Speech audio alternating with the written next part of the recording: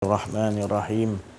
Assalamualaikum warahmatullahi wabarakatuh. Alhamdulillahilladzi anzala ala abdihil kitaba wa lam yaj'al lahu 'iwaja. Shadaqallahul azim. Alhamdulillahi rabbil alamin. Al-mukasyafa ghaibu lil fuqara ila siratin mustaqim. Ila siratin mustaqim. Ila siratin mustaqim. Fafahamnaha Sulaiman wa kullan ataina hukman wa ilma wa sakharna ma'a Daudal jibala yusabbihna wa tayra wa kunna fa'ilin. Subhanaka la ilma lana illa ma 'allamtana innaka antal alimul hakim. La haula wa la quwwata illa billahil aliyil azim. Rabbi syrah li sadri wa yassir li amri wahlul 'uqdatam min lisani yafqahu qawli. Nur jali sifatullah, sifat menjadi kalamullah. Terangkan hati hamba-hamba Allah serang seperti hati Rasulullah sallallahu alaihi wasallam. Alhamdulillah, syukur kita kepada Allah Subhanahu wa taala, limpahan kurniaan Allah, rahmat Allah, inayah Allah, hidayah Allah. Kita rasakan pada benar nikmat iman yang Allah anugerahkan kepada kita, nikmat Islam, nikmat ihsan, nikmat ma'rifatullah, nikmat dapat mengenal Allah dari Allah, hingga kita tidak jahil lagi, hingga kita tidak was-was lagi dengan Allah, hingga kita tidak syak lagi. Benar-benar kita haqqul yakin wal kamalul yakin, benar-benar iaitu yang wujud, yang esa, yang ada hanyalah Allah Subhanahu wa taala. Kita dan semua sekian alam ini adalah fana, adalah semuanya kullu man 'alaiha fan. Semua yang ada kata Allah sebenarnya binasa. Yang ada adalah sebenarnya menyatakan aku yang esa. Maka alhamdulillah Allah memberikan keyakinan, Allah memberikan kefahaman di sisi Allah, hingga kan kita tidak lagi was-was dan kita sentiasa berada, sentiasa mengesakan Allah seperti mana Allah sentiasa sejak azali abadi, awal akhir zahir dan batin, sentiasa dialah yang esa, mengesakan dirinya sendiri, cukup sempurna dan tak memerlukan. Walaupun sekalian alam yang Allah Subhanahu wa taala ciptakan memuji, menyembah kepada Allah, mengagungkan Allah, tidaklah sama seperti mana Allah sedetik dia menyembah dirinya sendiri, mengagungkan dirinya, cukup sempurna dah. Begitulah maknanya kita yang memerlukan kepada Allah, Allah tak memerlukan kepada kita. Hanya saja kita kena faham bahawasanya kita ini adalah hak Allah Subhanahu wa taala, dan bukan ada dua atau tiga, bukan ada banyak. Yang menyatakan tak lain, banyak itu menyatakan satu. Bukannya banyak, tetapi banyak itu menyatakan tetap esa dianya satu. Dan satu itu menunjukkan yang banyak, menyatakan tetap juga dia yang esa. Maka inilah yang kita harus pahami supaya membuangkan keakuan-keakuan diri. Ini yang jadi masalah besar pada kehidupan kita ini. Kita tidak mendahului ilmu sejati, ilmu yang tua, ilmu yang dibawa oleh nabi-nabi, para rasul, daripada Nabi Adam hingga Rasulullah sallallahu alaihi wasallam, daripada Nur Muhammad hinggalah akhirnya. Inilah tetap juga ilmu tua ni, ilmu sejati ni, iaitu tetap juga kita kena membuangkan keakuan diri kita. La ilaha illallah. Inilah yang sejatinya. Inilah yang ilmu yang paling tua, yang mana kita dianggap pelik pada zaman ini. Kerana kita tidak berdasiasat, kita hanya menyebutnya, maka kita akan berada di dalam keadaan keraguan. Kerana kita hanya menyebut dan kita tidak mengenal apa yang kita sebut itu tadi.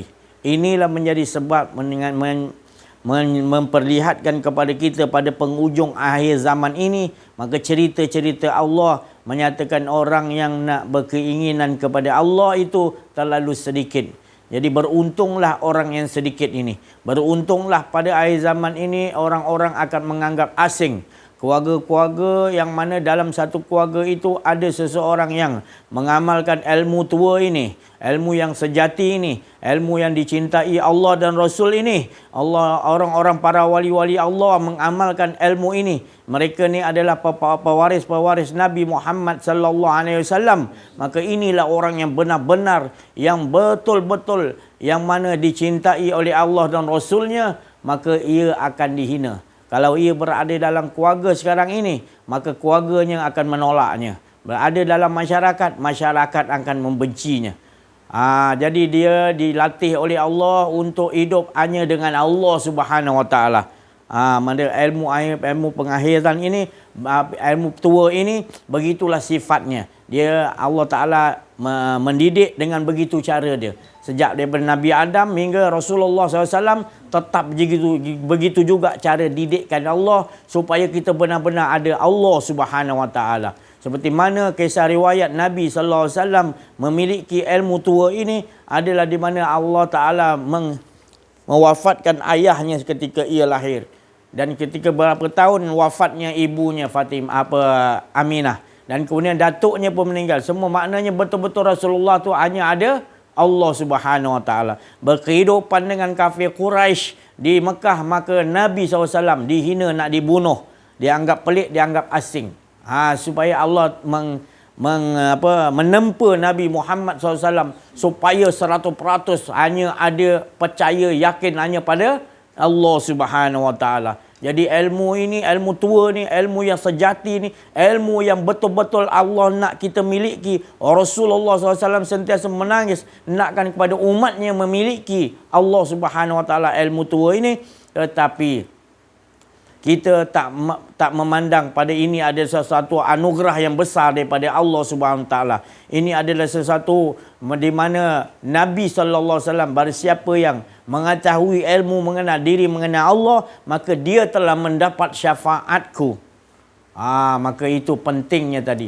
Jadi itulah maka musuh-musuh yang Allah ciptakan, iaitu iblis dan kuncu-kuncunya, semuanya tidak lain, mereka disuruh untuk menghalang-halangi supaya jangan dia mengenal diri, mengenal Allah.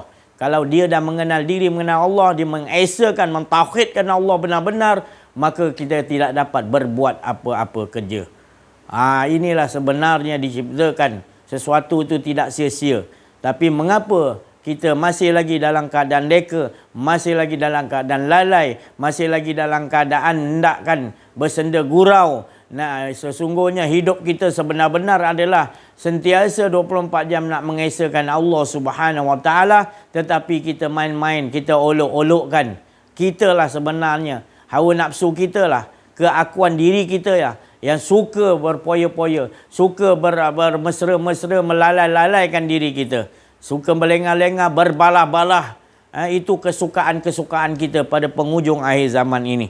Maka itu ubahlah perangai-perangai, sifat-sifat kita. Maka itulah kita tidak dapat merasakan kemanisan di alam roh dahulu 4000 tahun. Kita pun hanya merindui, hanya cinta, hanya memandang, asyik hanya kepada Allah 4000 tahun di alam roh. Tetapi apabila kita terdampar di bumi, di dunia ini, kita lupa bahawasanya kita dahulu dengan Allah dahulu. Itulah fitrah diri kita manusia ini. Tetapi manusia ini mudah lupa dan membiarkan dirinya itu menzalimi dirinya sendiri. Dan mereka ditunjukkan Allah, diperlihatkan melalui Nabi Muhammad SAW, diperlihatkan lagi kepada mursyid-mursyid, pembimbing rohani, ditunjukkan lagi kepada wali-wali Allah untuk menyatakan bahawa yang wujud hanya Allah. Maka kita memperolok-olokkan. Seperti mana di zaman Nabi-Nabi terdahulu, mereka memperolok-olokkan perkataan Nabi-Nabi mereka. Termasuklah Rasulullah SAW. Diolok-olokkan, disenda guraukan Nabi Muhammad SAW. maka mereka tidak memandang Nabi Muhammad ini sebagai pembawa berita gembira, tetapi mereka memandang membawa bencana kepada mereka. Inilah sesuatu yang berlaku pada kehidupan kita sekarang ini. Orang yang mengamalkan benar-benar ilmu sejati, ilmu mengesahkan Allah, ilmu tauhid, ilmu tua ini adalah orang-orang yang dihina, orang yang dibuang oleh masyarakat, orang yang dibenci oleh masyarakat, orang-orang yang hebat-hebat pun tidak menyukai kepada kita. Kerana kita ini mengajak kepada yang benar, mengajakkan betul-betul pulang kepada Allah Subhanahu Wa Taala. Maka itu mereka tidak mahu, mereka merasa kita ini mengganggu kehidupan mereka. Padahal kita tak ada niat lain, melainkan nak menyelamatkan mereka supaya mereka mendapat hasanah di dunia dan juga hasanah di akhirat, dan mereka sentiasa terjauh daripada melupai Allah Subhanahu Wa Taala. Inilah kehidupan yang sebenar-benar yang perlu kita ubah. Selagi kita tidak ubah, maka kita tidak akan merasakan kemanisan berkehidupan dengan Allah dalam kehidupan ini. Kita nampak kehidupan yang manis itu bukan daripada Allah. Kita nampak bahawasanya itu daripada hawa nafsu keinginan kita. Maka itu kita tidak akan merasa cukup. Kita akan merasa bertambah jauh dengan Allah, bertambah rasa sukar di kehidupan kita ini, bertambah beban. Tetapi kita membiarkan diri kita ini, kita telah menzalimi diri kita sendiri. Kita rasa macam kehidupan kita ini bahagia, kehidupan kita adalah kehidupan yang aman dan tenteram. Padahal di sisi Allah, inilah manusia yang paling rugi. Apabila dia tidak mengenal kepada Allah, tidak mengenal dirinya, maka dia adalah tergolong daripada golongan innal insana lafil khusr. Manusia itu dalam kerugian. Kerana dia tidak dapat mengenal Allah, maka bagaimana dia nak mengesahkan Allah Subhanahu Wa Taala? Kita sering berkata, kalaulah aku ditakdirkan Allah, aku nak berkehidupan iaitu dengan Rasulullah sallallahu alaihi wasallam, berada di zaman Rasulullah sallallahu alaihi wasallam. Ini adalah perkataan yang dusta. Ini adalah perkataan kazib, iaitu perkataan yang mendatangkan kepada kita untuk menderakai kepada Allah Subhanahu Wa Taala. Seolah-olah kita tidak menerima kita hidup di zaman kita sekarang. Hiduplah di keadaan di zaman kita sekarang, kerana Allah dahulu dan Allah yang sekarang, dan bila-bila pun tetap Tuhan kita adalah Allah Subhanahu Wa Taala. Nabi Muhammad SAW pun menyembah kepada Allah Subhanahu Wa Taala, mengesahkan Allah Subhanahu Wa Taala. Maka kita janganlah meminta nakkan berkehidupan iaitu berada di zaman Rasulullah SAW. Kita rasa kita akan jadi baik berada di zaman Rasulullah SAW. Padahal ada di zaman Rasulullah yang perangainya buruk seperti Abu Jahal, Abu Lahab dan banyak lagi. Yang hidup di zaman Rasulullah SAW, yang nampak Rasul, sedangkan dia berdarah daging daripada Rasulullah SAW, berketurunan daripada keturunan Nabi SAW, hidup di zaman Rasulullah, tetapi sangat bencinya kepada Nabi Muhammad SAW. Nakkah kita duduk di zaman tu? Padahal patutnya kita meminta kepada Allah, kita nak hidup iaitu berada di dalam zaman yang mana Rasulullah SAW mengamalkan agama Islam ini, maka kita nak berkehidupan iaitu dalam agama Islam yang sebenar. Dan lagi baik adalah kita meminta supaya kita berkehidupan sentiasa dengan Allah Subhanahu Wa Taala. Inilah yang diajarkan oleh Nabi sallallahu alaihi wasallam. Sentiasalah kita merasakan kehidupan dengan Allah Subhanahu Wa Taala hingga hilang keakuan diri. Maka apabila kita berada dalam keadaan ini, maka Rasulullah dan orang golongan-golongan para wali Allah, para malaikat sentiasa berada di sisi kita, sentiasa berkitar di sekeliling kita. Nabi Muhammad sallallahu alaihi wasallam akan kenal kepada kita. Kerana kita dah hilangkan keakuan diri seperti dirinya, maka akan terbukalah hijab pintu-pintu ghaibal ghuyub oleh Allah Subhanahu Wa Taala. Maka Allah akan memperlihatkan bahawasanya kedudukan kita ini adalah kedudukan bersama dengan Nabi Muhammad sallallahu alaihi wasallam. Muhammadur Rasulullah wallazina ma'ahu asidda walal kufar ruhama ubainahum. Sadaqallahul azim. Ayat Allah Subhanahu Wa Taala berfirman, Muhammad itu adalah pesuruhku. Wallazina ma'ahu asidda'u 'alal kufar, orang yang bersama dengan Nabi Muhammad, dengan pesuruhku itu adalah asidda'u 'alal kufar. Mereka ni tegas Tegas yang bagaimana kepada kufar. Bukan orang kufar, tapi tegas pada keawa nafsuan dirinya. Dirinya dibuang. Betul-betul tegas, tak mahu ada keakuan diri. Sifat riak, takbur, rujuk, som'ah, semuanya sudah hilang. Apabila keakuan diri kita tegas. Sidda awal kufar itu tadi.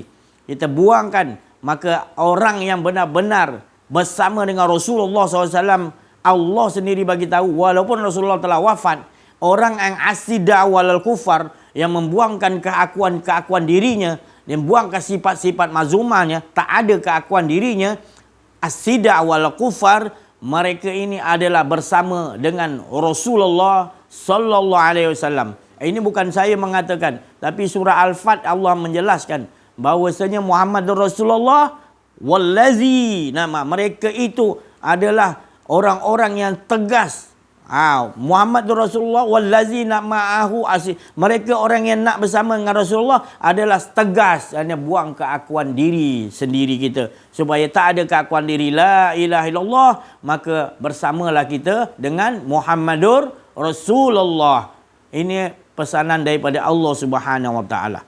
Jadi itulah, maka Rasulullah suruh kita benar-benar buang keakuan diri la ilaha illallah dan ada merasakan yang wujud hanya Allah Subhanahu wa taala, maka kita bersama dengan Nabi Muhammad sallallahu alaihi wasallam. Kemudian akan keluar daripada sifat itu, iaitu sifat daripada kita buang sifat kufar keakuan diri, maka akan keluarlah ruhama ubainahum.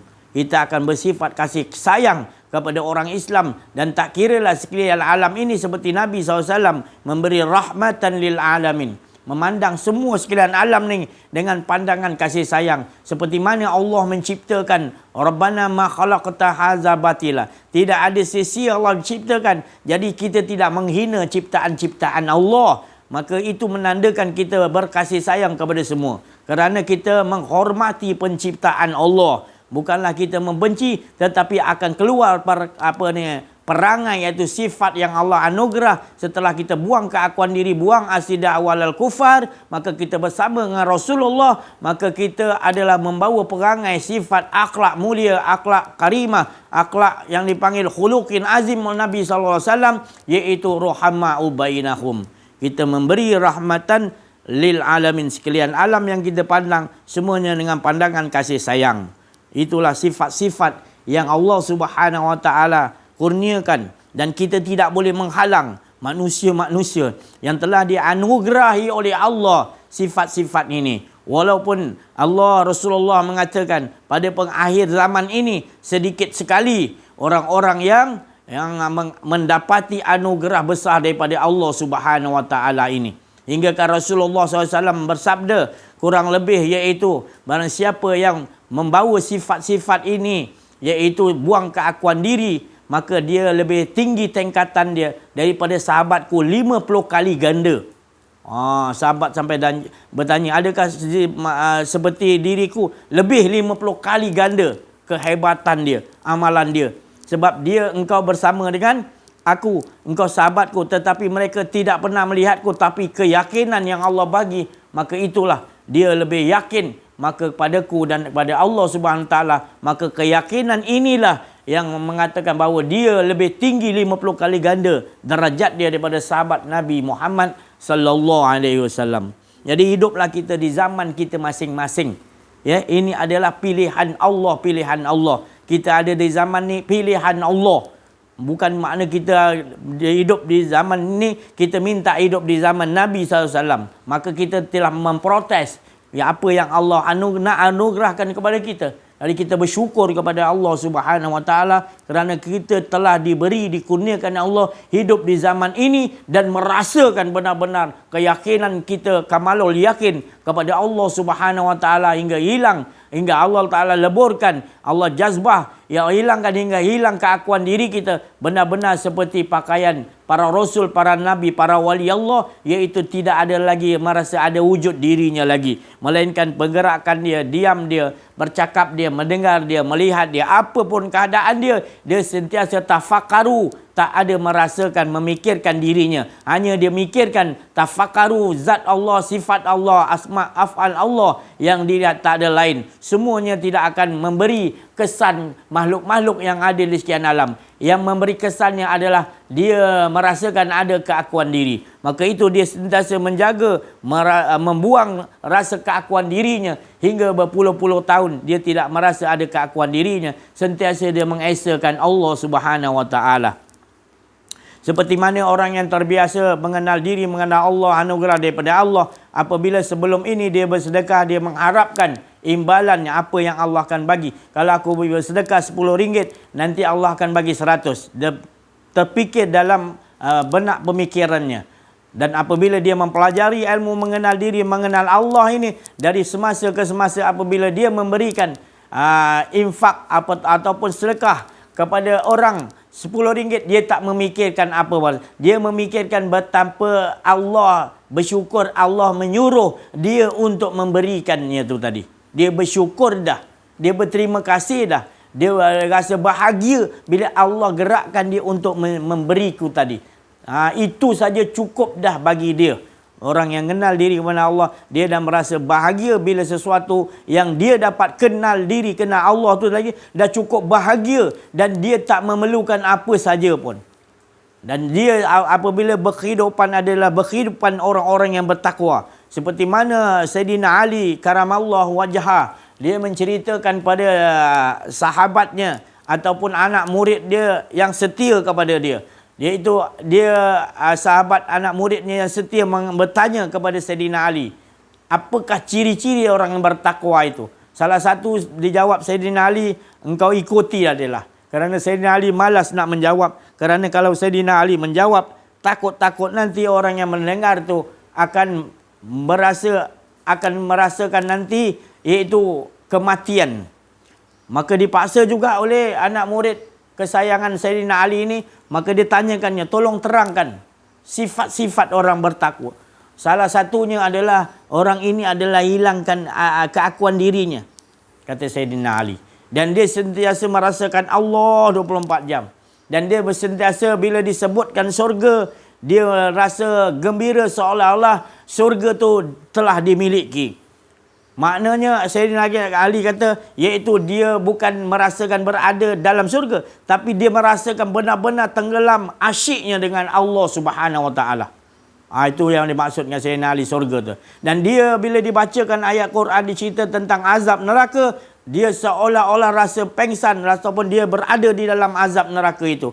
Bukanlah neraka tu ditakuti, tetapi pencipta neraka itu Allah tu bila dia rasa ada keakuan diri, dia rasa binasa, dia rasa rosak, dia rasa sakit, dia rasa tak tentu harah diri dia sebab dia dah melupakan Allah, maka dia berada di dalam azab neraka dah.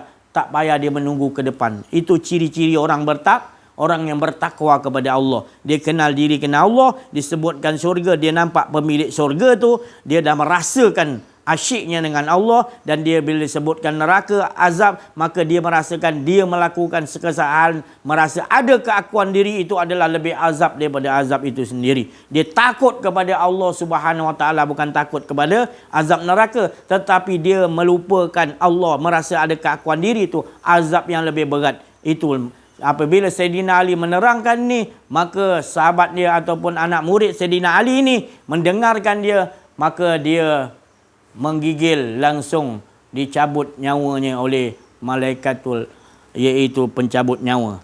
Maka dia wafat di waktu itu. Itu sebablah Sayyidina Ali takut nak menyebutkan, merahsiakan ciri-ciri orang bertakwa ini. Maka itulah ciri-ciri orang yang bertakwa itu. Maka sampai sahabat Nabi ataupun anak murid Sayyidina Ali itu tadi, sampai bekasannya Sayyidina Ali punya perkataan, ucapan yang mana Sayyidina Ali malas nak menyebutkan, takut sebab inilah nanti. Maka sampai mati sahabat itu atau anak murid Sayyidina Ali itu tadi. Maka orang berkatakan, mengapa engkau membunuh anak murid engkau? Sayyidina Ali kata, sudah sampai masanya Allah nak mencabut nyawanya, bukan sebab aku. Tapi itulah, itu orang-orang maknanya zaman Sayyidina Ali. Maka anak murid Sayyidina Ali yang benar-benar kenal diri, kenal Allah, bila berkeadaan disebutkan, maka dia menggeletar langsung, dicabut nyawanya. Ketakutan tadi sampai jadi begitu, mati mendengar perkataan Sayyidina Ali karamallahu wajhah. Itu punya hebatnya kalam yang keluar daripada Sayyidina Ali karamallahu wajhah. Jadi kita ambil cerita ni, kenapa kita tidak bergetar mendengarkan kalam-kalam Allah Subhanahu wa taala. Kita membaca Quran tidak ada rasa zauq dengan Allah Subhanahu wa taala, kerana kita membaca Quran dengan hawa nafsu. Kita tidak membaca Quran iaitu dengan perasaan menghadirkan Allah Subhanahu wa taala, dan kita merasakan ayat-ayat itu adalah kalam-kalam yang suci. Maka kita tak mendengar kalam yang keluar itu daripada kalam Allah, kerana kita merasa ada keakuan diri dalam membaca Al-Quran. Maka itu nanti Quran akan menyoal kepada kita. Memang Quran akan memberi syafaat kepada kita, tetapi apabila kita mengolok-olokkan Al-Quran, menyalahgunakan Al-Quran, Quran itu sendiri akan datang melaknat kepada kita. Jadi itu bahayanya adalah kita bukan tak dibagi baca Quran, tapi bacalah Quran dalam keadaan buang keakuan diri.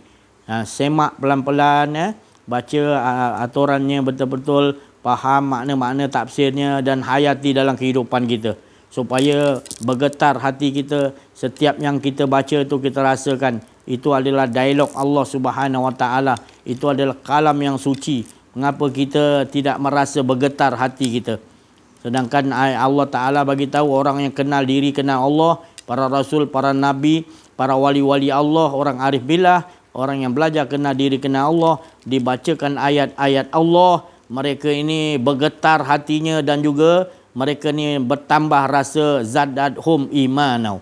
Kerana apa? Kerana mereka diberi faham dalam membaca Al-Quran itu. Siapa yang memberi faham dalam membaca Quran? Allah Subhanahu wa taala memaknaikan apa yang dibaca tadi, menerusi kalamnya tadi. Kerana Allah yang tahu memberi faham kepada kita apa yang telah kita baca itu.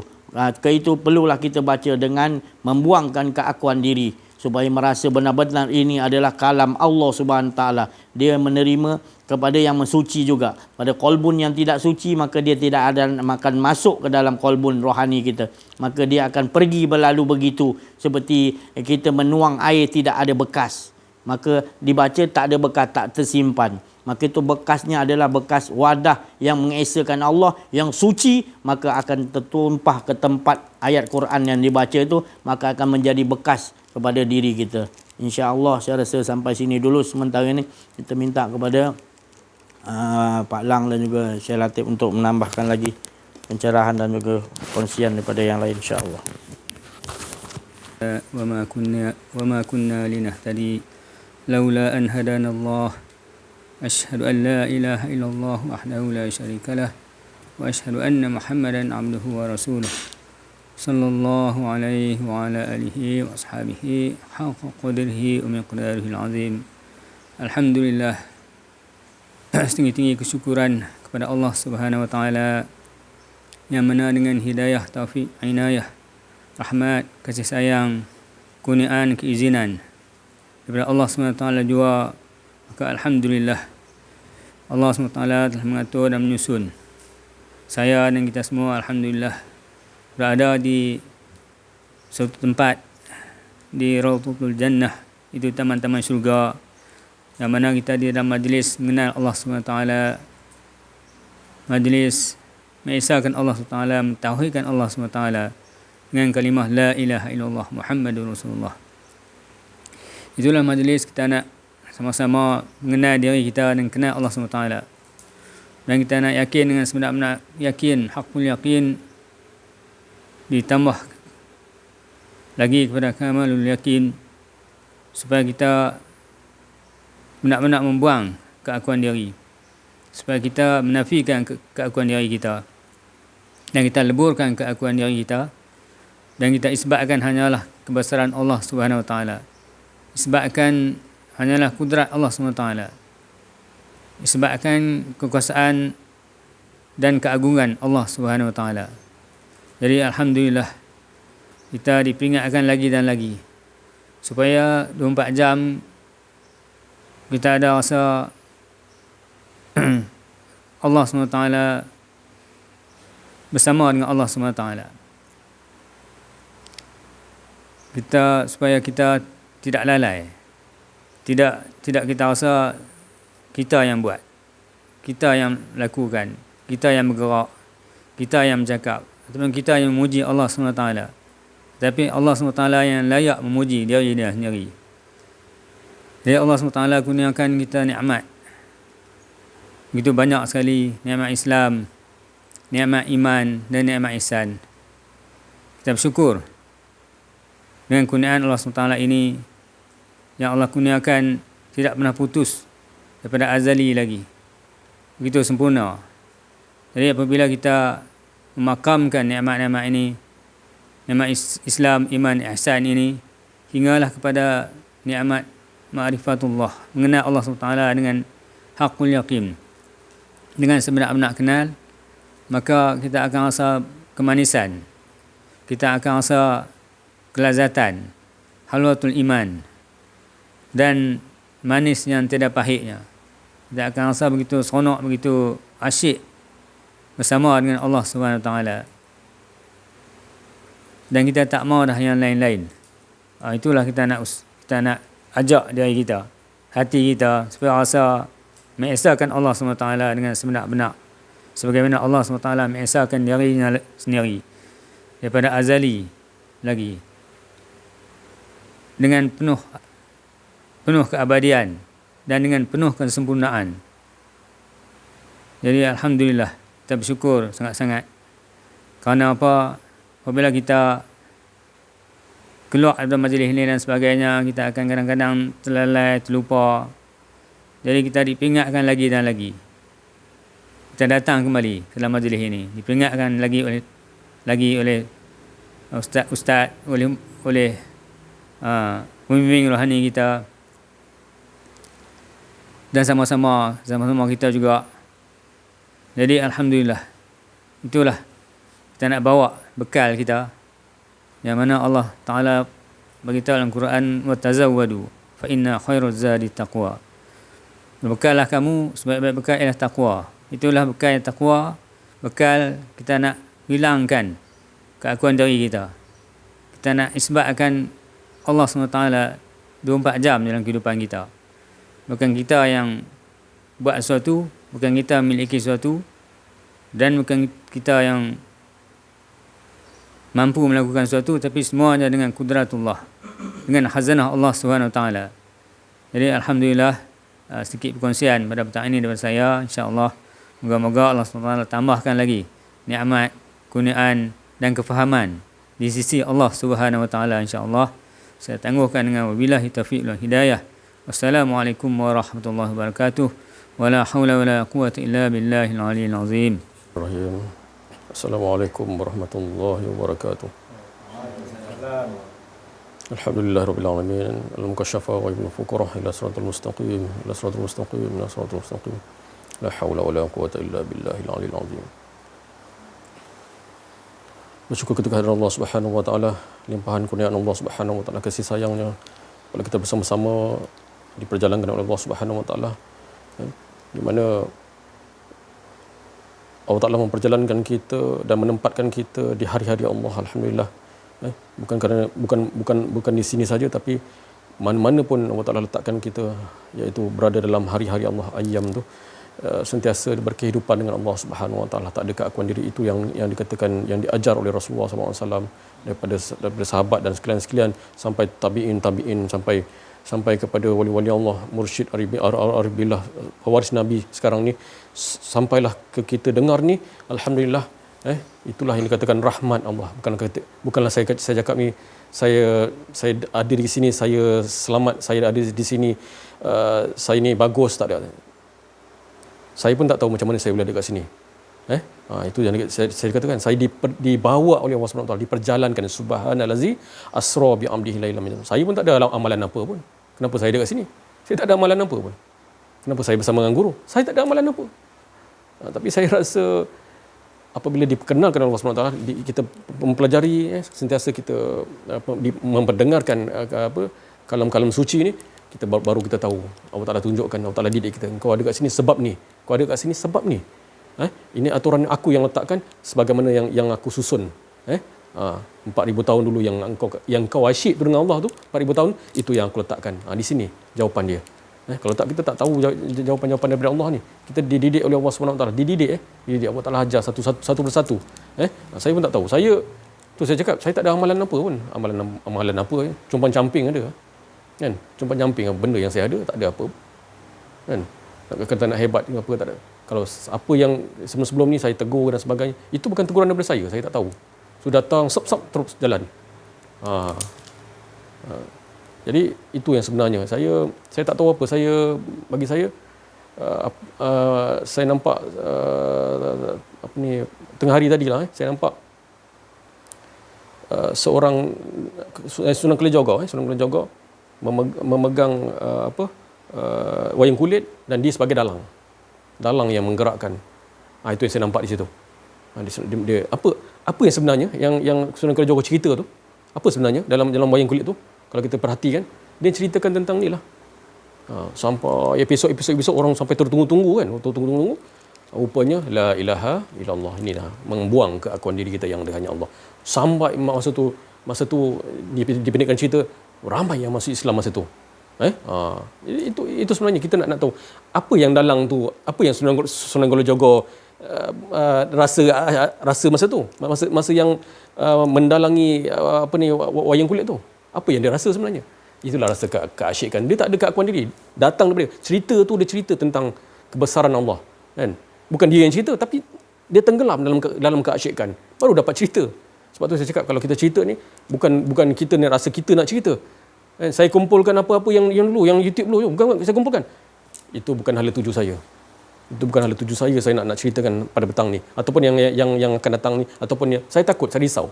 Itu yang dikatakan azab api neraka tadi tu. Risau ada keakuan diri tu. Azab lebih teruk daripada azab api neraka, lebih perit lagi azab api neraka. Kalau sakit, tak sakit lagi kalau ada keakuan diri. Itu.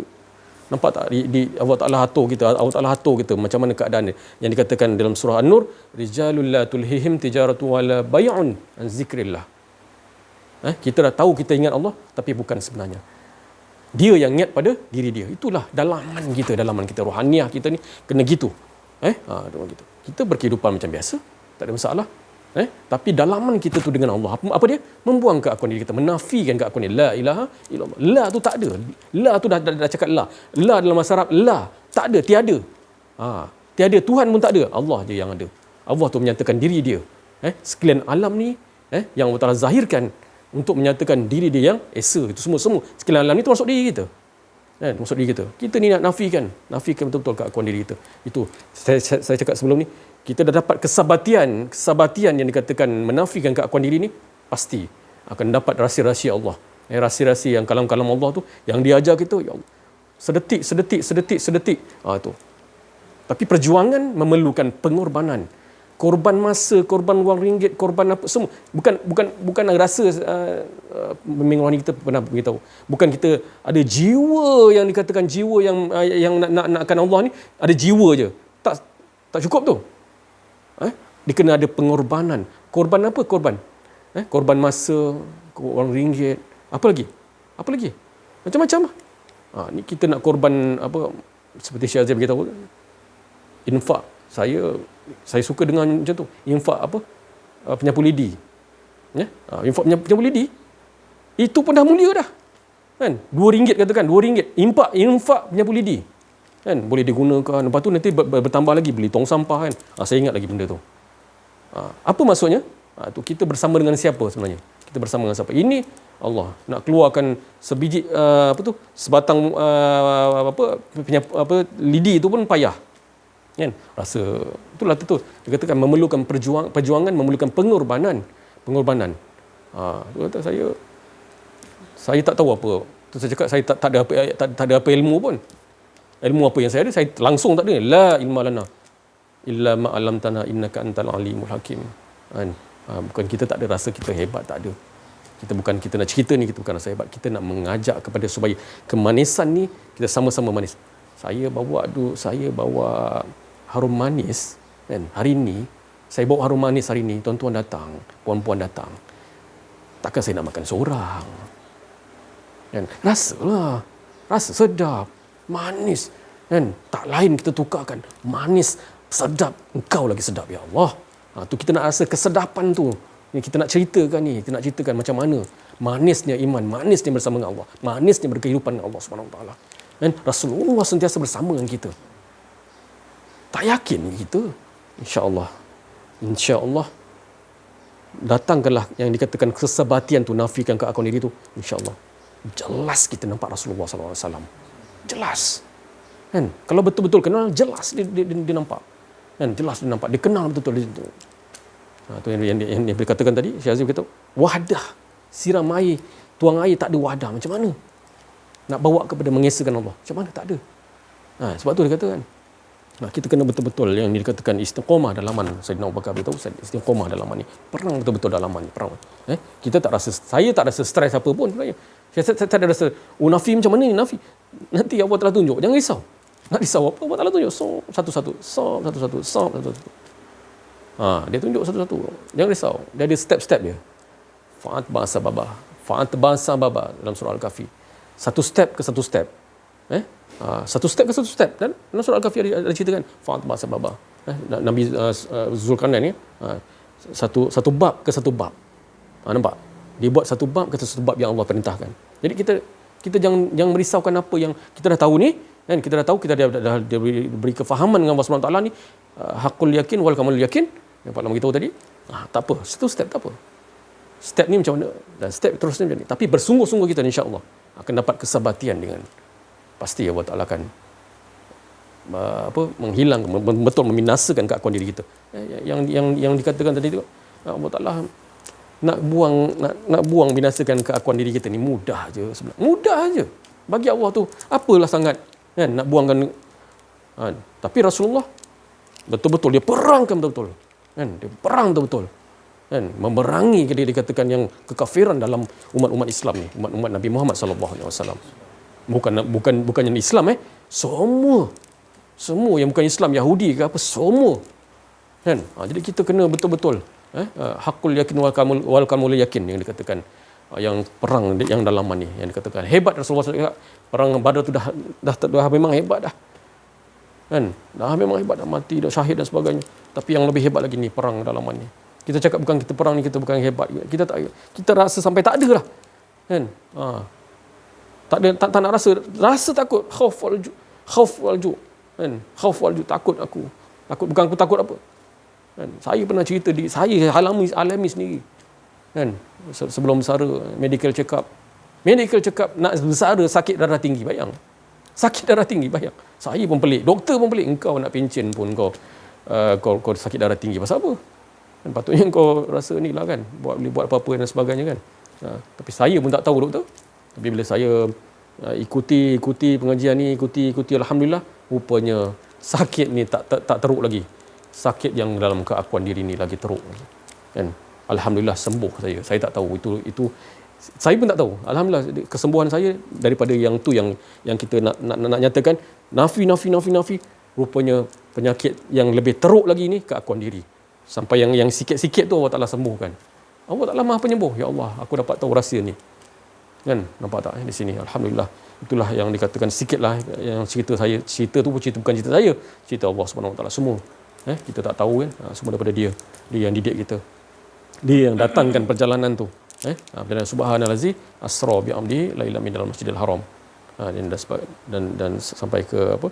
Sampai dikatakan kita ni sentiasa nak berkehidupan dengan Allah Subhanahu Wa Taala. Rasa sedetik lalai je, Allah, kita dah rasa bersalah kita. Salah. Zalamna ya Allah. Zalamna pun Allah Taala ajar kita. Kan? Kau ni gini dan sebagainya. InsyaAllah sama-sama kita amaliahkan dalam kehidupan harian kita. Pagi, petang, siang, malam 24 jam. Tak rugi kita sebenarnya, tak rugi. Malah saya pernah cakap dengan seorang sahabat saya. Sebab saya terdengar. Dia kata, apa ni ikut jemaah ni macam ni, tinggalkan dunia. Jadi saya cakap depan dia masa malam tu saya jumpa dia. Saya jumpa dia malam tu. Saya ikut jemaah ni. Bukan saya tinggalkan dunia. Saya masih duduk kat dunia. Dan alhamdulillah rezeki saya bertambah-tambah. Tercengang muka dia macam tu. Tercengang muka dia. Sebab apa? Saya nak cakap ni dapat Allah ni. Tapi dia tak tahu dia fikir apa, saya tak tahu. Tapi tercengang muka dia, tersedar dia. Tu saya cuit dia sikit lah kan. Maksudnya gitulah, saya cuit dia sikit kan. Sebab saya pernah terdengar dia cakap, yang ikut jemaah ni tinggalkan dunia, minta maaf kan. Lebih baik lagi Allah Ta'ala bagi, lebih baik lagi mak ayah aku semua Allah Ta'ala bagi yang lebih baik lagi kan. Keadaan macam mana yang diperjalankan oleh Allah SWT, yang diatur oleh Allah SWT lebih baik lagi. Sama dengan saya punya rezeki, tak tahu saya datang rezeki daripada mana pun saya tak tahu. Sebab dia yang atur, bukannya saya yang atur kan. Sumber-sumber mana semua dia yang atur. Nampak tak?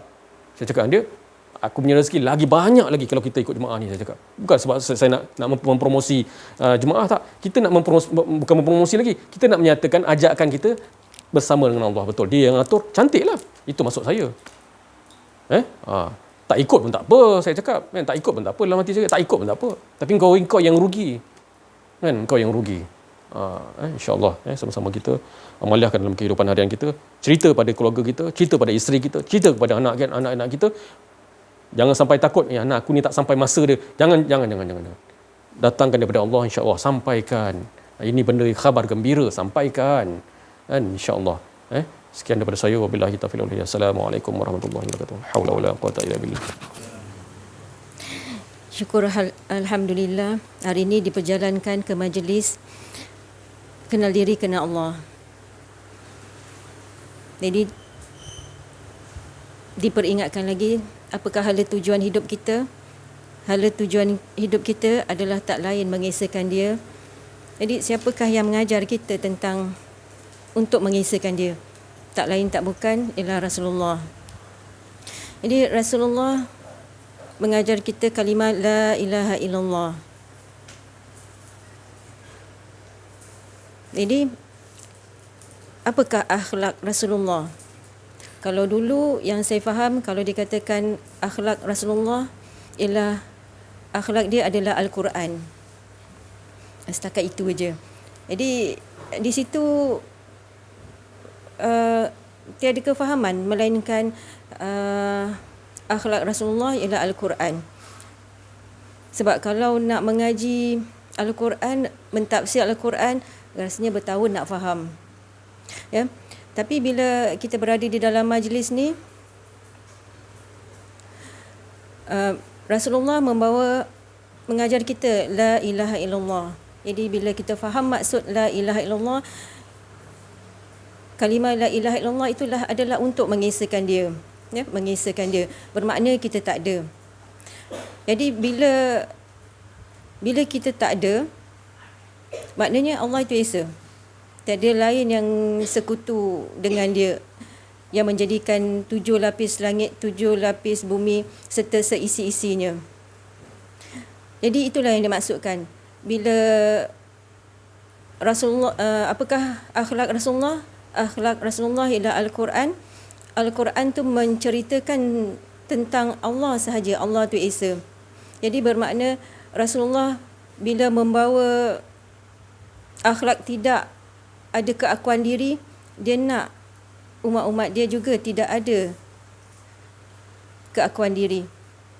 Jadi bila kita tak ada keakuan diri, bermakna kita berakhlak dengan akhlak Rasulullah. Itu pesanan untuk saya. Itu sahaja untuk perkongsian saya pada hari ini. Assalamualaikum warahmatullahi wabarakatuh.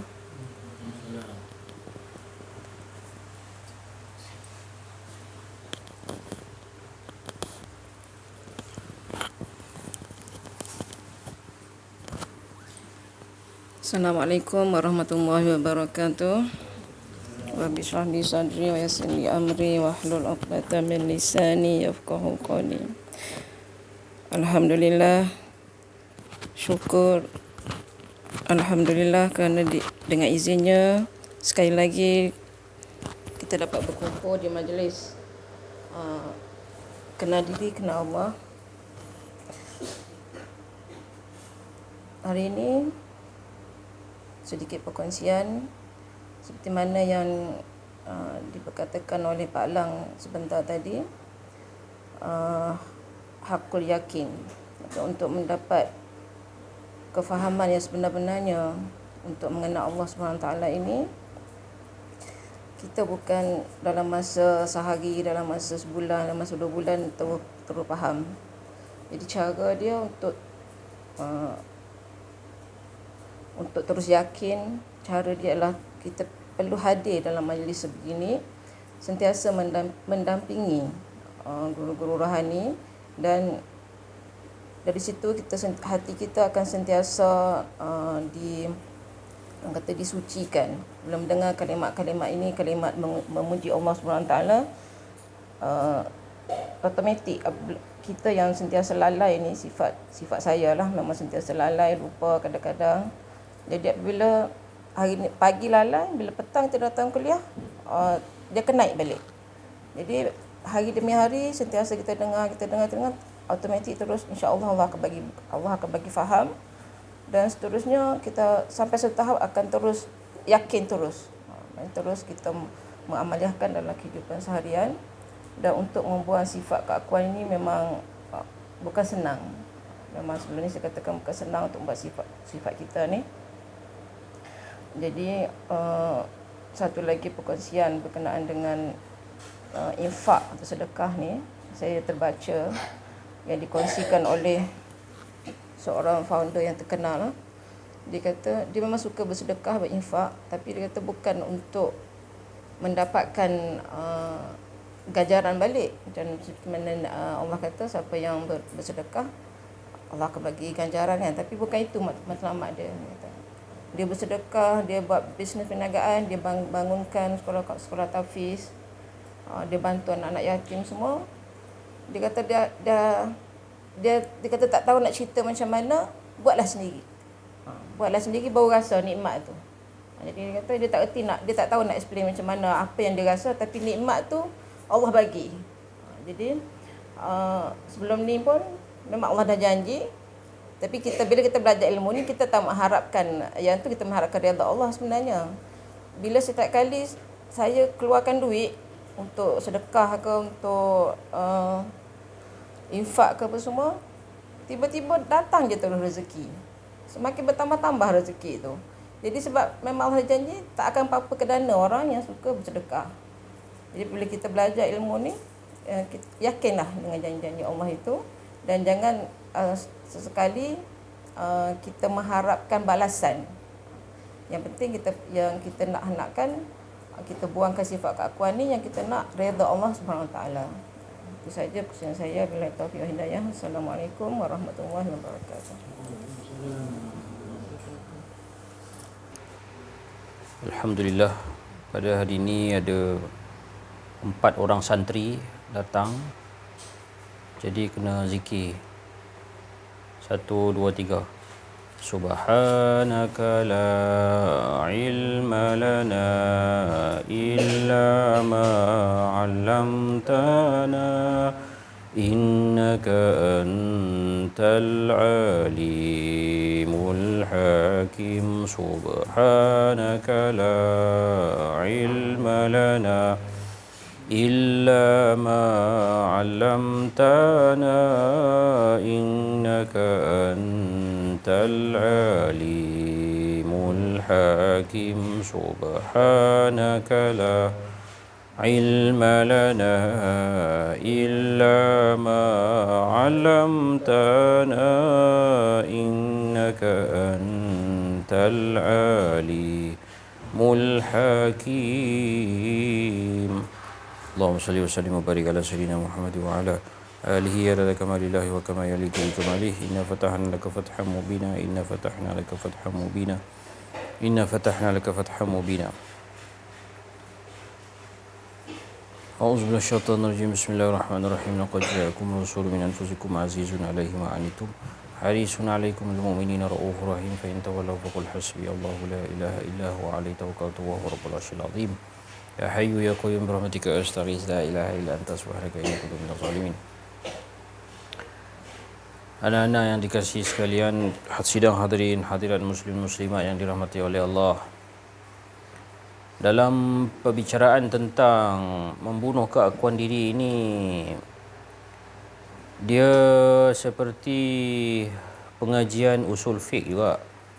pengajian tajwid juga. Memanglah pada zaman Nabi tak ada perkataan, tak jumpa hadis idgham ma'al gunna, idgham bila gunna, iqlab ke, tak ada jumpa perkataan dan istilah-istilah dalam usul fiqh seperti mafhum muwafaqah, mafhum mukhalafah, wasalih musalah, istishab. Ini semua adalah merupakan derivatif ilmu ulama. Tetapi walaupun dia baru wujud beberapa ratus kemudian selepas kewafatan baginda, walau bagaimanapun pada hakikatnya dia wujud sejak Nabi lagi. Dia wujud sejak Nabi lagi. Kalau cari hadis ke, Rasulullah berkata hendaklah kau membunuh keakuan diri. Perkataan tu kalau cari wallahu alam lah, mungkin tak ada. Tetapi ketahuilah sesungguhnya pendidikan Rasulullah dan para sahabat itu keseluruhan sahabat-sahabat yang soleh, yang warak, keseluruhan sahabat mereka ini tidak ada keakuan diri, melainkan mereka hidup itu, nafas mereka, perjuangan mereka, jihad mereka adalah Allah dan Rasul. Allahumma salli ala sayyidina Muhammad. Allahumma salli ala Muhammad. Mereka fana dengan Rasulullah. Hidup mereka demi Rasulullah. Niat mereka adalah niat Rasulullah. Perjuangan mereka adalah perjuangan Rasulullah. Lidah mereka adalah lidah Rasulullah. Pemikiran mereka adalah pemikiran Rasulullah. Maka rentak perjuangan mereka adalah perjuangan Rasulullah. Gerak langkah mereka adalah gerak langkah Rasulullah SAW. Allahumma salli ala Muhammad. Inilah dia fana dengan Rasulullah. Istilah di dalam bahasa mutaakhir ini dalam ilmu ihsan ataupun ilmu tasawuf. Fana bi Rasulillah sallallahu alaihi wasallam. Maka diri dia dah tak ada. Maka siapa yang fana dengan Rasulullah, maka seluruh hidup dia demi Rasulullah adalah juga demi Allah. Allahumma salli ala sayyidina Muhammad. Kena faham tu.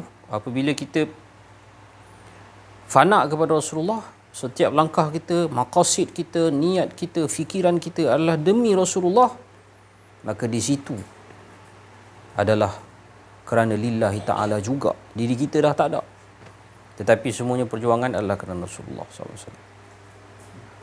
Allahumma salli ala sayyidina Muhammad. Jadi bekal dalam perjuangan ini ialah hati. Kalau kita baca sejarah yang lepas, hati ini tidak dapat dipisahkan daripada jiwa. Mukmin yang sejati, pejuang yang sebenar, mujahid yang hakiki, yang hak. Kalau kita bacalah sejarah Osman Ghazi, Kurulus Osman. Pada satu hari dia sedang berperang perang salib. Dia nak menguasai satu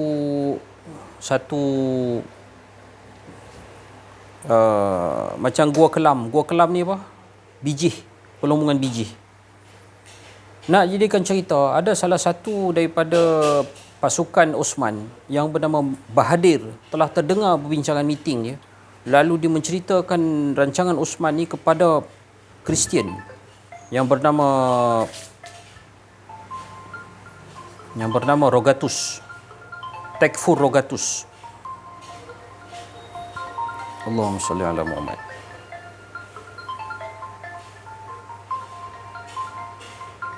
Selepas daripada itu, Rogatus ni telah memasang perangkap di dalam gua kelam yang dikuasai oleh Osman Ghazi. Jadi masa tu dia bubuh bom. Bom masa tu dah ada dah. Dia bubuh dynamite. Serbuk warna hitam. Dia bubuh dalam tembikar, ada sumbu dia. Jadi bila Osman dan tentera-tentera dia masuk, dia letupkan benda tu. Okey, tentera-tentera Osman dah masuk dalam gua. Tiba-tiba Osman pergi berjalan, gaya dia nak masuk, dia dengar suara. Dia dengar suara jangan masuk lagi. Suara tu suara siapa? Kalau bukan mai daripada suara kebenaran daripada Allah dan Rasul. Jadi dia terberhenti kat depan pintu gua tu. Dia tak masuk. Yang Tekfur Rogatus ni yang tengok tu, dia tak katalah Allah. Dia tak katalah Allah awak Osman tak masuk. Dia tak kata lah Allah dah kata kapiak kan. Dia buat lagu tu, awak tak masuk. Tapi Osman tak masuk. Sebab dia dihalang oleh satu kuasa yang dia pun tak tahu main mana. Iaitu detikan hati, khawatir. Osman ni adalah merupakan anak murid Syekh di Bali. Yang seluruh Osmaniyah ni merupakan tarikat Naqsyabandi. Dia orang yang mengikut ahli tasawuf, ahli ihsan ni, hati dia hidup. InsyaAllah hati dia hidup. Kerana dia latih diri dia. Tidak ada keakuan diri. Dia latih diri dia membunuh keakuan diri. Jadi dia stop. Tiba-tiba meletup gua kat depan tu. Habis tentera dia mati. Dia tercampak ke belakang. Osman Ghazi diselamatkan oleh Allah. Benda ni bukannya hanya berlaku pada zaman tu. Pada zaman ni pun ada. Kisah benar. Kisah benar. Hampa pun kenal. Kisah ni kalau bicara cerita hampa kenal siapa? Pak Su Amin. Hampa kenal Pak Su Amin kan? Dia tengah lena. Tiba-tiba dia dengar suara. Tarik handbrake cepat. Masa tu kawan dia tengah bawa. Dia mengantuk laju. Tengok nak terbetuh dengan lori. Dia tarik handbrake. Dia bangun tengok. Kawan sebelah ni nak terbetuh lori dah. Dia tarik handbrake. Kereta tu menyakak. Sikit lagi nak berlaga dengan lori. Siapa yang bagi tahu benda tu? Allahumma salli ala sayyidina Muhammad. Jadi benda-benda ni macam ini kadang-kadang kita inilah dia kekuatan Islam, kekuatan agama, inilah dia bantuan Allah, inilah dia ma'unah. Allahumma salli ala sayyidina Muhammad. Ada perkara begini sering berlaku dalam diri kita. Yang pada hari ini kita hidup di akhir zaman, ada kelompok yang menafikan perkara ini daripada berlaku. Daripada percaya dengan benda-benda ni. Dengan atas alasan khurafat, atas alasan tahyul, atas alasan bid'ah. Allahumma salli ala Muhammad. Untuk mencapai ke tahap ini, dia bukannya saja datang kepada majlis talk ni. Para ahli tasawuf, para ahli tariqah menceburkan diri mereka di dalam apa yang dinamakan kelompok zikir tawajuh. Zikir tawajuh ni duduk lengkong zikir. Astaghfirullahaladzim li abi wa ummi, astaghfirullahaladzim li ustazi, astaghfirullahaladzim mu'minin mu'minan, astaghfirullahaladzim mu'mininul mu'minat. Bergema zikir. Allahumma salli ala Muhammad. Ini yang tak belajar kat sekolah. Benda yang tak belajar di sekolah ni, siapa lagi kalau bukan ibu bapa? Nak kena didik, nak kena asuh, nak kena pasak, nak kena palu. Nak kena hantam, nak kena tonyoh, nak kena gosok anak-anak pada hari ini dengan kekuatan akidah. Jadi saya sarankan kepada ibu bapa di rumah, kuatkan akidah dengan memperbanyakkan zikir tawajuh di rumah dan jadikan rumah itu sebagai zawiyah. Bubuh pilah nama apa pun. Zawiyah tu ayah kah, Zawiyah Nur Muhammad kah, Zawiyah Nur Muhammadi kah, Zawiyah Cikgu Syikin kah, Zawiyah Acik Rozi kah, zawiyah apa saja pun tak apa nama. Masing-masing rumah-rumah dijadikan zawiyah. Zawiyah ni maksud tempat berzikir. Tempat bersyok dengan Allah Subhanahu Wa Taala. Allahumma salli ala Muhammad. Tempat yang kita merasai malazzatul iman. Tempat yang kita nak merasai halawatul iman. Di dalamnya ada mihrab untuk kita beribadah. Dan mengadakan mihrab di dalam rumah ni merupakan sunnah Rasul Mulia. Para sahabat yang naik rumah ataupun para sahabat yang naik rumah ke tak naik rumah, rumah lama, rumah baru, rumah dekat, rumah jauh dengan Rasulullah, semua ada mihrab. Dan dia sunnah, dia minta Rasulullah datang mai ke rumah dia, solat di mihrab rumah dia. Maksud mihrab ni dalam rumah sediakan satu ruangan suci, satu batas suci yang digunakan untuk ibadah. Di situlah kita solat duha, di situ kita solat tahajud, di situlah tempat untuk kita beruzlah, berzikir. Sunnah para sahabat jemput Nabi dan Nabi solat di mihrab tu untuk ambil berkat. Allahumma salli ala sayyidina Muhammad wa ala ali sayyidina Muhammad. Allahumma salli ala Muhammad wa ala ali Muhammad. Justru tuan-tuan dimuliakan Allah, carilah ketenangan, carilah kebahagiaan. Ketenangan dan kebahagiaan itu tidak lain dan tidak bukan. Ada dalam Islam yang kita anuti. maka kenapakah hidup kita masih lagi gundah, masih lagi tidak tenang? Maka kenapakah masih kita masih bermasam muka? Kenapakah tidak ada baik sangka? Kenapakah cepat sangat meletakkan benda-benda yang tidak elok kepada sesama kaum muslimin, rakan seperjuangan, saudara, adik-beradik, rakan taulan, jiran-jiran? Biarlah musuh kita ini hanyalah sesuatu yang telah disepakati oleh ulama ahli sunnah wal jamaah. Itulah perjuangan kita bersama zaman berzaman. Sallallahu alaihi wasallam Muhammad wa ala alihi wasallam. Walhamdulillahirabbil alamin. Kita kepada Allah Subhanahu wa taala. Apa yang tadi diucapkan oleh saudara-saudara, sahabat-sahabat, teman-teman kita tadi, semua daripada khatir rabbani, semuanya daripada lintasan yang datang suci daripada Allah Subhanahu wa taala, daripada kalimat-kalimat yang kudus, kalimat-kalimat yang suci, yang mana kalimat-kalimat Rabbi, kalimat-kalimat Allah yang tak lain semuanya yang mengajakkan kita ni mengesakan, sama-sama mengesakan Allah, seperti mana Allah sentiasa sejak azali abadi mengesakan cukup dirinya sendiri. Jadi itulah kita nak samakan. Sebenarnya kita tak mampu, cuma kita nak samakan yang Allah Ta'ala itu dakwam, iaitu daim, berterusan sampai bila-bila dia tu. Jadi kalau kita kata kita yang mensucikan Allah, kita yang mengagungkan Allah, membesarkan Allah, kita cuma tukar. Sebenarnya dialah sebenarnya. Apa pun sekian dalam. Baik tadi dia ceritakan tentang apa, surga dan neraka. Kita tak nampak surga neraka tu tadi. Tu takwa, kata Sayyidina Ali. Mana bila ceritakan dalam Quran apa cerita tentang surga ataupun dalam Quran neraka, azab. Jadi kita tak nampak, kita hanya nampak pemilik dia. Tu orang yang bertakwa tu. Kita susah kadang kita sebut bertakwa, kita tak faham takwa tu. Takwa tu mesti didirikan atas nampak Allah je, merasakan Allah je. Dan Rasulullah SAW bagi tahu kurang lebih maksudnya orang yang berwajah-wajah itu orang munafik. Jadi kita tak faham apa dimaksudkan Rasulullah orang berwajah-wajah ni. Depan orang ni dia muka dia, wajah dia, watak lain. Depan orang ni watak lain, kita tak faham. Jadi sahabat-sahabat yang tanya macam mana? Maknanya orang tu sentiasa fa'inama tuwallu fasama. Dia ni hanya dia rasakan apa depan orang apa maksiat ke, orang lain agama ke, depan iblis ke, dia sentiasa nampak Allah dahulu. Itu orang tak munafik. Tapi kalau orang munafik tu dia nampak ni, dia buat batil, dia buat watak yang dia rasa dia betul, orang tu tak betul. Dia tidak.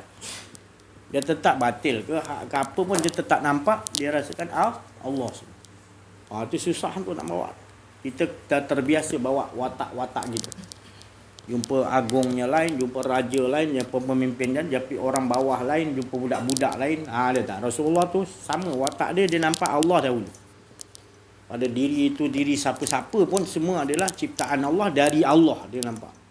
Itu susah nak buat tu, bukan senang. Jadi lawan dia tu tadi adalah kita ni kena buang keakuan diri lah. Puncanya adalah munafik tu adalah memakai pakaian Allah Subhanahu Wa Taala, iaitu sombong. Selendang Allah tu kita pakai, mana boleh. Kita kan tak layak kita punya pakaian. Allah Taala kata lah, tak ada.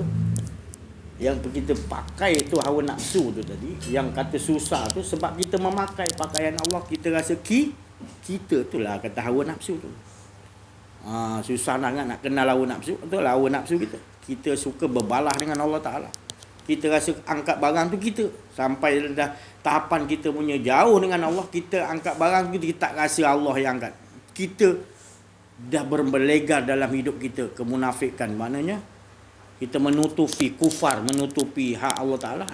Itu perlu dibereskanlah dulu hawa nafsu kita ni. Sebelum kita nak indahnya, sedapnya, lazatnya, asyiknya, zuknya sebut nama Allah. Lagi ada tu hawa nafsu tu tadi, walau ada sikit lah.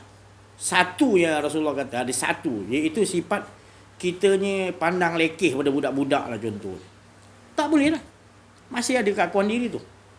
Keakuan diri ni macam-macam. Dia nak sampai hilang tu semua, datang bau manis, kita akan rasa manisnya ni. Dia je kita rasa. Tapi kalau ada satu lagi, mana tak selesai, buang. Itu urusan kita melihat dalam diri kita. Masih adakah lagi sikit pun, tetap juga itu satu hijab dengan Allah SWT. Bila dah hijab, tetap juga berada dalam kejahilan, berada dalam kerugian juga. Jangan anggap alah ada satu je aku punya silap. Tak boleh, satu itulah yang akan hijab kita pada Allah. Tak boleh ada satu pun. Katalah kita semua baik zaman Nabi, semua baik dengan Nabi, baik, semua baik lah. Tapi dia masalah dengan mak dia. Pun masalah juga, Nabi kata, masalah juga. Padahal bukan dengan Allah, dengan makhluk. Tetap juga bermasalah, tetap juga berhijab. Tak manis menyebut nama Allah. Nak mati pun susah. Nak mati pun susah. Sampai Rasulullah cerita dia, Rasulullah buatkan unggun api, nak campakkan anak dia dalam api kalau mak dia tak maafkan. Padahal masalah tu sikit je. Tapi mak dia anggap satu tersinggung pada mak dia anggap. Ni di dalam cerita ni. Sampaikan nak campak baru mak dia maafkan. Bila maafkan mudahlah dia cabut nyawa dia tadi. Nampak masalah tu jangan kita anggap kecil. Bukan pada Allah, pada makhluk Allah pun Allah tak bagi. Sebab aku menciptakan makhlukku bukan kita sia-sia, tidak sia-sia. Rabbana ma khalaqta hadza, tak ada yang batil aku ciptakan. Jadi mengapa engkau anggap menghina makhlukku? Maka engkau hina makhluk ciptaanku, kau menghina aku. Masalah juga. Ya? Jadi jagalah. Sama-sama kita jaga diri kita, sebab apa? Ini semua penjagaan ni semua Nabi, para rasul, para nabi, para wali Allah, bukan saja mereka ni diuji lebih teruk lagi. Waalaikumsalam, masuk. Masuk. Duduk. Ambil.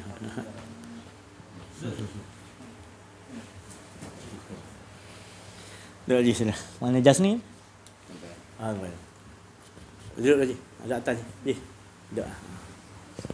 Jadi kita punya ujian kita ni tak sama macam ujian para rasul, para nabi, para wali Allah. Tapi bersyukur kita. Yang mustahaknya bersyukur kita, tetap juga ujian tu daripada Allah. Walaupun tak tinggi, tak berat macam nabi-nabi, tapi bersyukur kita. Ujian tu menandakan bahawa perhatian Allah tu kuat kepada kita. Kita kena yakin. Bahawasanya ujian yang datang tu tetap juga nak membawa kita dekat lagi. Bertambah dekat qarib sampai lebur tak ada diri kita. Itu tujuan Allah bagi sesuatu ujian kepada. Jangan kita ingat ujian tu akan menyebabkan ada keadaan diri kita lagi. Tujuan ujian yang Allah bagi untuk beri kejutan supaya kita dah merasa ada keakuan diri. Maka tu dia bagi ujian supaya buang keakuan diri. Itu satu nikmat teguran Allah Ta'ala bagi orang yang betul-betul bertakwa. Ujian ni ada satu nikmat. Ujian ni satu yang menyebabkan kita nak mula lalai, maka ditegur. Ditegur tu dengan cara macam-macam lah. Bagi orang-orang yang yang mengenal diri, mengenal Allah, mereka akan pulangkan musibatun qalu inna lillahi wa inna ilaihi raji'un. Maka dia akan ujian yang datang pada orang yang beriman, para rasul, para nabi, para wali Allah, arifin billah. Mereka ujian yang datang, mereka selalu mengosongkan diri. Sebab dia datang daripada Allah tak punya apa, kembali pun tak punya apa. Jadi dia sentiasa tak punya apa-apa pun. Jadi apa yang Allah bagikan kehidupan ke depan dia, di ke belakang ke dulu, bila-bila pun tetap itu cerita Allah. Itu makna inna lillahi wa inna ilaihi raji'un. Tak punya apa-apalah maknanya. Semua dari Allah, datang pada Allah, kepunyaan Allah, semua hak Allah Ta'ala, cerita Allah, kisah-kisah Allah. Jadi kalau orang yang beriman, para rasul, para nabi, para wali Allah, arifin billah, mereka akan mengatakan gitu. Bukan kata aja, mereka melaksanakan bahawa siapalah aku nak robah Allah Ta'ala punya aturan ke depan sesaat ni. Sebab dia yang tahu nak menyusun macam mana nak dibuat oleh Allah. Itu makna dia faham musibatun qalu. Dia akan serahkan 100%. Innalillahi. Datang macam mana pulang. Cuma engkau ya Allah. Aku tak punya apa-apa. Inna lillahi wa inna ilaihi raji'un. Maka orang yang duduk di makam itu adalah para rasul, para nabi, para wali Allah. Beruntunglah orang yang duduk di makam itu.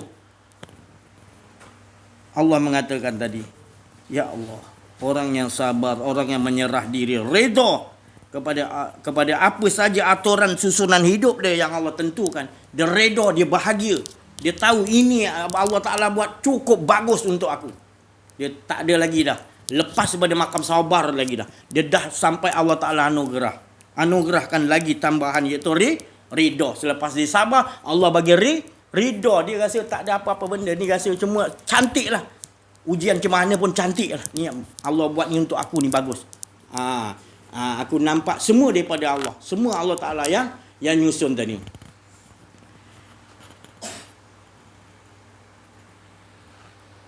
Ulaika alaihim salawatun min rabbihim wa rahmah.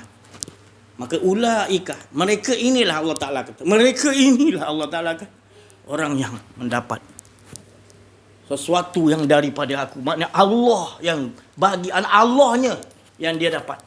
Bila dia kena musibah, dia tahu diri dia siapa. Dia tahu ni susunan Allah. Dia sabar, dia reda. Allah Ta'ala kata, akulah yang, maknanya akulah. Dia dapatkan rasakan kemanisan dengan Allah Subhanahu Wa Taala. Ini maka para rasul, para nabi-nabi, wali-wali Allah. Ini orang yang mengikuti jejak langkahnya adalah orang yang sentiasa mendapat ulaika alaihim salawatun. Allah sendiri selawat kepada mereka. Allah sendiri ulaika alaihim salatun min rabbihim wa rahmah. Allah Rabbihim, Tuhannya yang berselawat. Allah ya Allah. InsyaAllah sama-sama lah kita dapat merasainya di dunia lagi insyaAllah. Itu yang dikehendaki oleh Allah, dikehendaki oleh Nabi Muhammad SAW, para wali-wali Allah. Dia tidak harapkan lain daripada kita, melainkan kita menolonglah diri kita untuk dapatkan Allah Subhanahu Wa Taala dalam kehidupan kita. Itu yang dia kehendaki. Saya rasa terima kasih banyak perhatian, cukuplah sampai sini. Mohon maaf atas kekurangan, kesilapan, apa saja yang dalam rasa saya nyampaikan ada rasa keakuan diri. Wa'afu minkum wabillahi taufik wal hidayah. Assalamualaikum warahmatullahi wabarakatuh. Takbir. Sallu ala Nabi.